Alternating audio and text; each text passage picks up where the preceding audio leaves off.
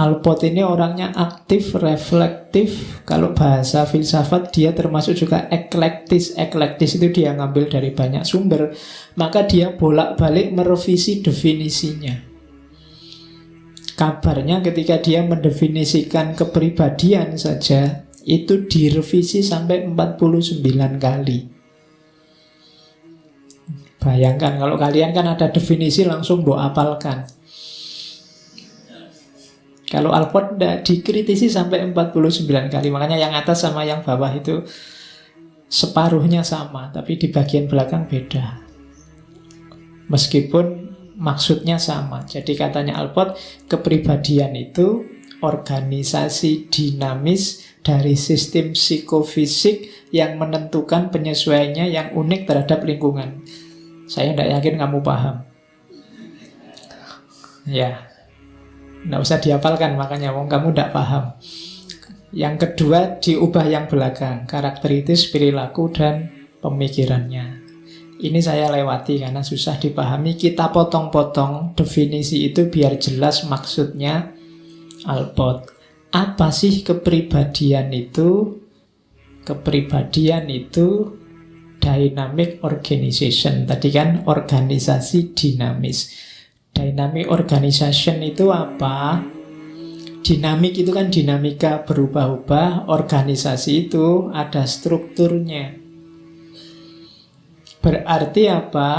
Kepribadian itu berubah dan berkembang. Struktur dirimu yang bisa berubah dan berkembang. Dulu waktu kecil kamu kepribadiannya seperti apa, sekarang seperti apa. Dulu waktu kamu masih di pondok kepribadianmu seperti apa, sekarang di kampus kepribadianmu seperti apa. Dulu kamu sabar, sekarang kok ngamuan. Itu biasa. Kenapa? Dynamic organization. Jangan dikira kepribadianmu itu paket jadi. Enggak, dia sifatnya dinamis. Dulu itu saya rajin loh Pak. Iya dulu, sekarang mungkin ya enggak. Wong ya kepribadian itu berubah. Jadi dynamic organization. Jadi dalam dirimu itu, jiwamu itu ada strukturnya, ada polanya. Cuma ini sifatnya dinamis. Yang kedua apa? Psychophysical system. Ini terjemahan bahasa Indonesianya susah, makanya pakai istilah psikofisik. Jadi psikofisik itu maksudnya apa? Ya, kepribadianmu itu utuh hubungannya antara lahir dan batin.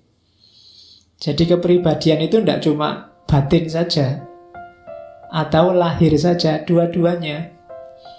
Kepribadianmu baik itu berarti kalau jiwamu baik, lahirnya juga baik.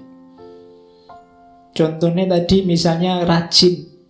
Pak, saya itu rajin loh Pak. Oh iya, saya percaya. Kenapa? Karena setiap kali kuliah kamu datangnya paling awal.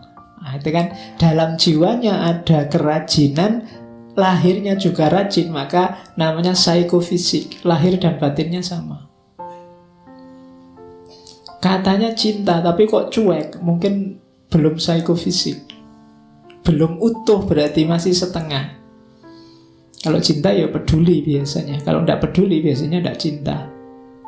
Itu namanya psikofisik. Jadi kepribadianmu itu adalah paket utuh antara mental sama fisik. Jadi tidak bisa setengah-setengah. Kalau agama itu kan kalau antara iman dan Islam, dua-duanya harus ada. Imannya saja baru setengah, Islamnya saja baru setengah.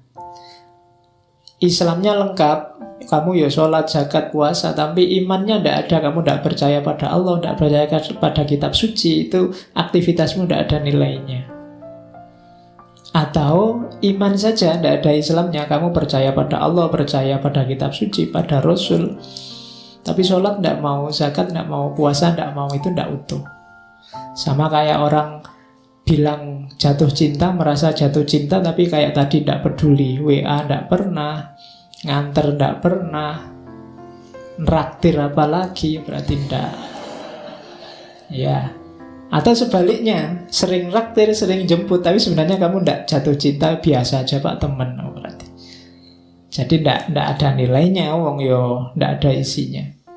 Jadi kepribadian itu psikofisik. Ada orang kok teriaknya maki-maki, misalnya, terus dia bilang, loh saya maki-maki ini demi yang baik-baik dalam diriku. Tidak bisa. Kalau dalamnya baik, keluarnya juga pasti baik, itu psikofisik. Kalau keluarnya kasar, dalamnya juga kasar. Karena kepribadian itu paket lengkap. Saya pak ngomongnya kayak gini, tapi hati saya lembut kok pak. Tidak bisa. Kalau keluarnya kasar, dalamnya ya kasar. Kalau enggak, kok enggak nyambung antara lahir sama batin, ada masalah dalam kepribadianmu. Kayak tadi loh, katanya cinta. Saya cinta beneran kok pak, tapi nraktir tidak mau, WA tidak mau, jemput tidak mau, ada masalah berarti. Atau sebaliknya, kamu capek-capek nraktir, capek-capek bela-belain, peduli, tapi kok tidak ada cinta di dalam, ada masalah dengan hidupmu. Kalau ingin tidak ada masalah, harus nyambung. Psikofisik. Maka kepribadian itu dinamika organis lahir batin determine. Determine itu menentukan. Dari situlah nanti muncul tindakan. Menentukan apa yang kamu lakukan atau tidak kamu lakukan. Itu kepribadian. Yang keempat, dia unik atau khas. Setiap orang beda.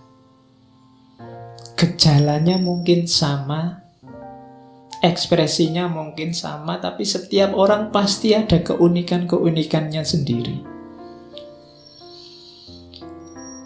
Bisa kamu rasakan. Mungkin kamu punya 2, 3, 4 teman, coba dirasakan keunikannya masing-masing temanmu, meskipun mungkin dia kelihatannya sama saja. Sama-sama satu kelas, mungkin sama-sama satu kos-kosan, sama-sama satu pondok, dari satu daerah, mungkin dari satu desamu, bahkan mungkin masih saudara. Tapi kamu pasti bisa merasakan bedanya. Setiap orang itu khas dan unik. Itulah kepribadian. Jadi kalau ingin lihat kepribadian dalam diri seseorang, lihatlah konstitusi dirinya secara utuh, yang itu tampak dalam tindakan-tindakannya dan mencerminkan dirinya secara khas.